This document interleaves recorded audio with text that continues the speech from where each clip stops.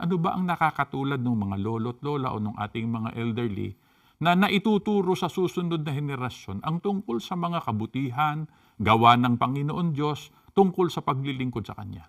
Ganito po ang paglalarawan sa kanila ng Biblia na atin pong mababasa dito po sa Aklat ng Mga Awit, 92:12 at 14. Subalit ang mabubuti, matuwid na mga tao sa bayan ay lalago, uusbong tulad ng mga puno ng palma.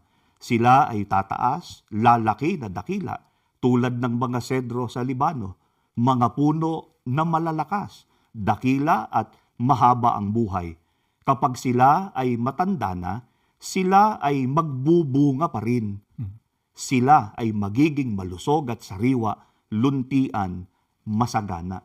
Ayon po sa pagtuturo ng Biblia, ang mga nakatatanda po na patuloy na naisa sa katuparan ng pagtuturo tungkol sa paglilingkod sa Diyos. Patuloy na naitataguyod ang buhay na matuwid. Tulad po sila ng puno na mahaba ang buhay na kahit po matanda na, namamalagi po na mabunga. Kaya isa pa ang katunayan niya, kapatid John, no? Sinasabi natin kanina pa na talagang pagka ang mga elderly natin, lolo't lola, yan ang ginagawa, talagang yung kanilang buhay, hindi nawawalan ng silbi.